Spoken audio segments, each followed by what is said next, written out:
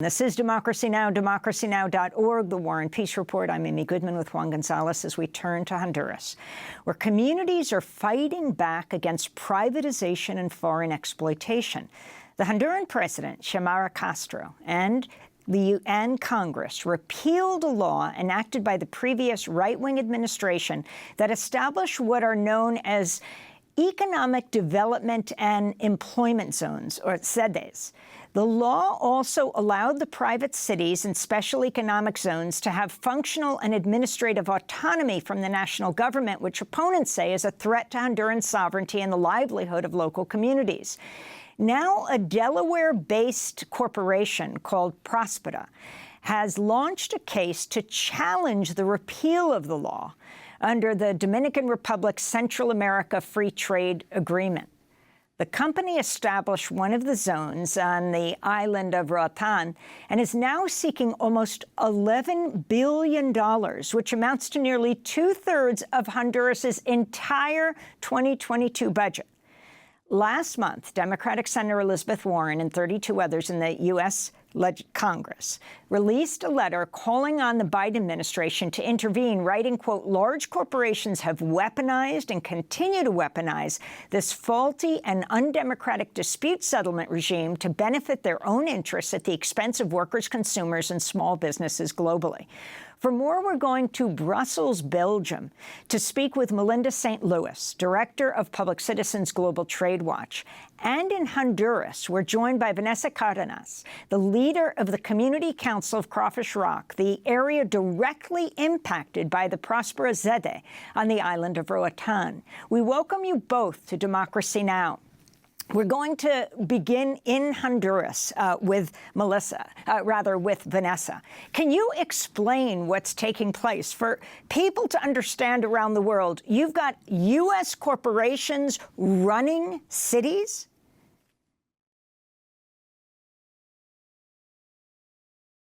Venessa?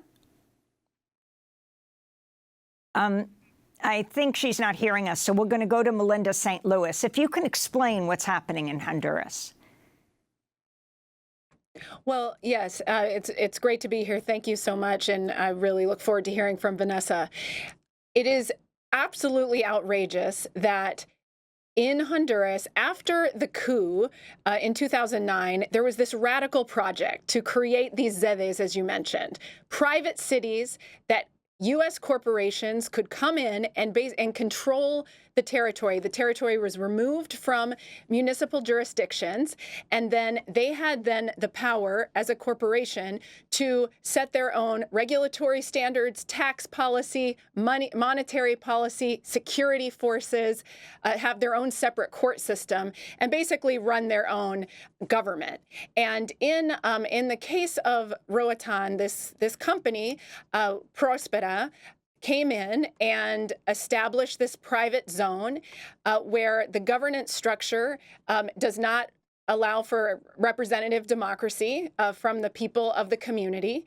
And at first, the people in the community didn't even know that this was happening. It's happening in such an opaque format.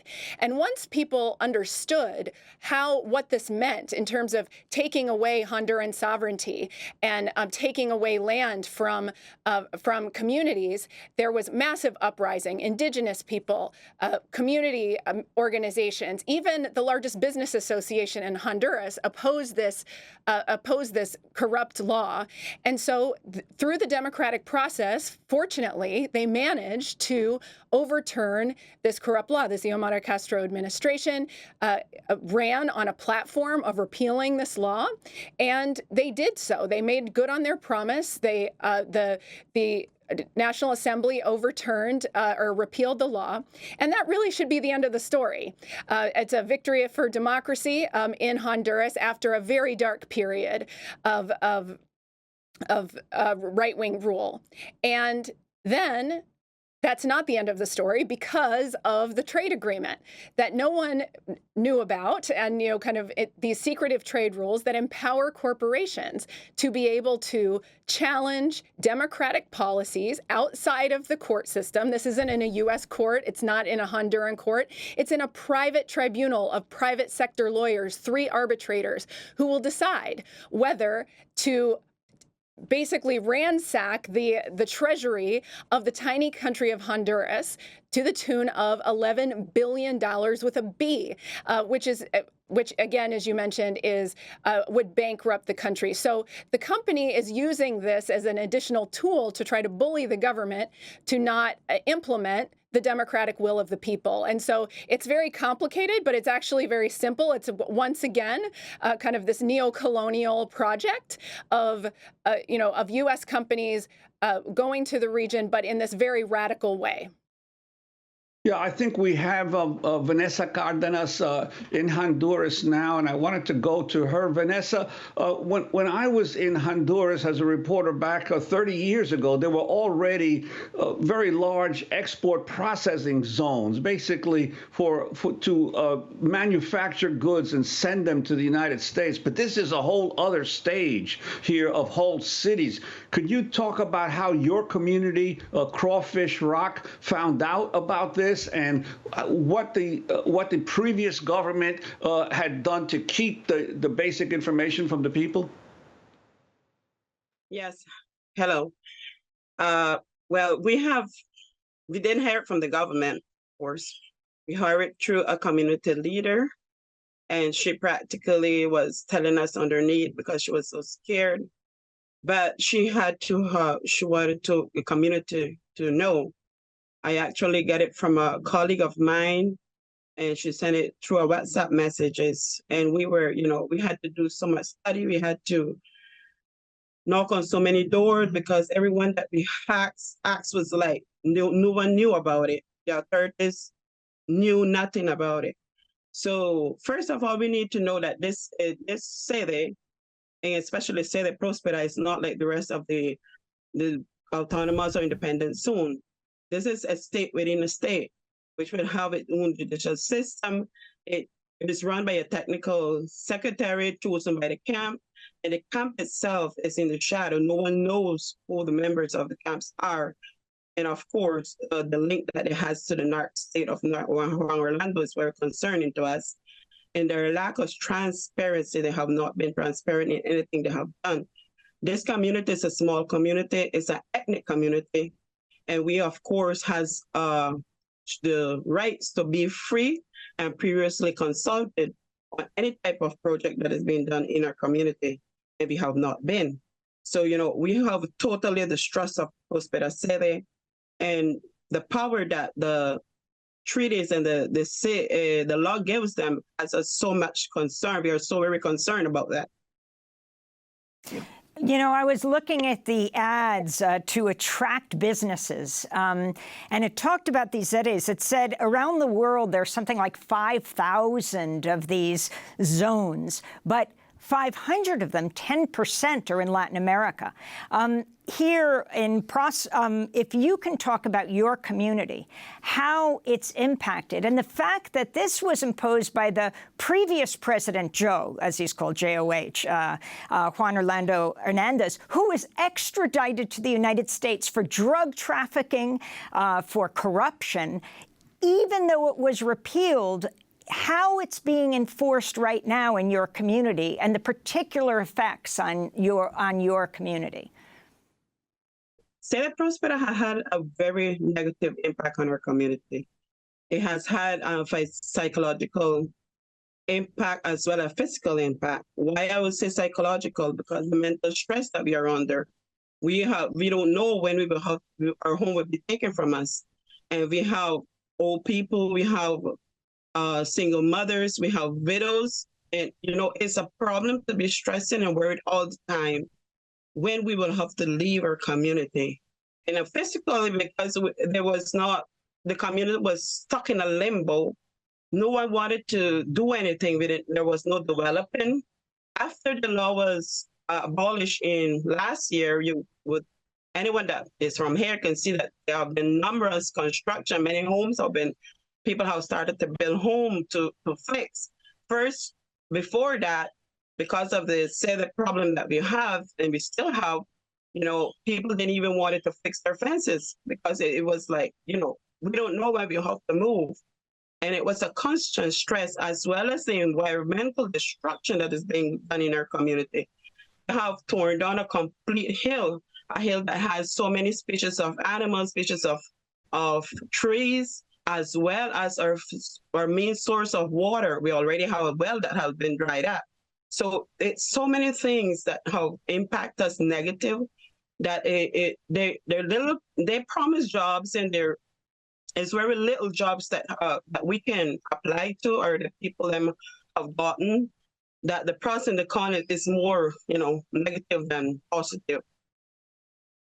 Yeah, I wanted to ask Melinda St. Louis, who is this firm, Próspera, this Delaware firm? Who runs it?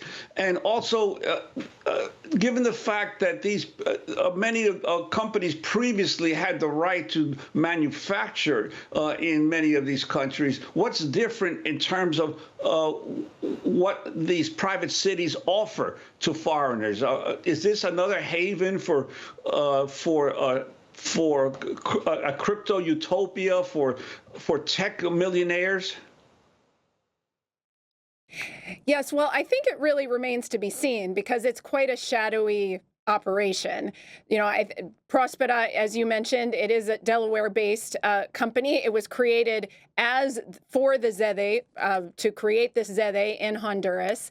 And as far as we can tell, there is not a goal to do manufacturing, to really have major jobs. It can look like on the surface a tourist community, like a residential community, but what it looks like is really more of a political project. I mean, there was certainly there are a number of members of the Próspera community who are very active in the cryptocurrency movement. They have made Bitcoin legal tender.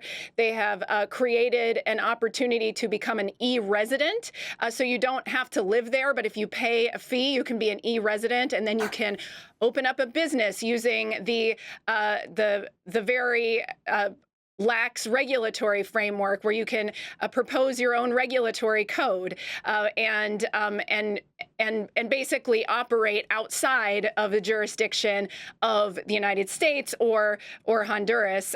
And so I think that is really more what the project is of Próspera. So in terms of contributing to development, that seems very unclear.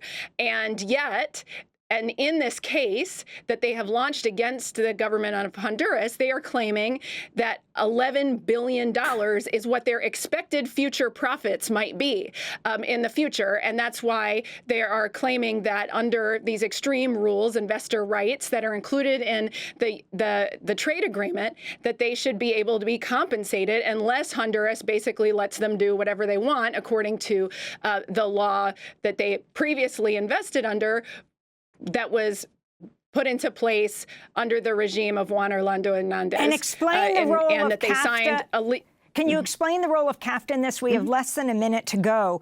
And the letter that Senator Warren and others have signed, what you're demanding of the Biden administration. Yeah, so in CAFTA, there are these extreme investor rights that corporations can sue governments outside of the court system to demand billions or millions or billions in taxpayer compensation.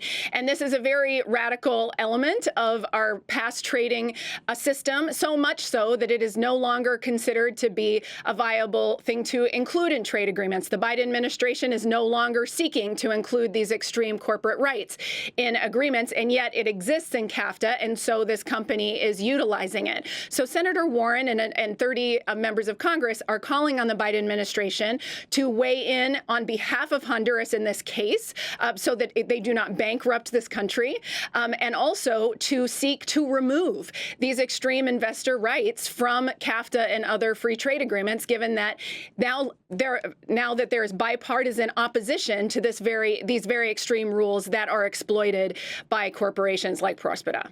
Melinda St. want to thank you for being with us, Public Citizens Global Trade Watch, and Vanessa Cárdenas, leader of the Community Council of Crawfish Rock, the area directly impacted by the Próspera ZEDE on the island of Roatán in Honduras. Go to democracynow.org to hear this interview in Spanish. Oh, and a happy belated birthday to John Randolph. I'm Amy Goodman with Juan Gonzalez.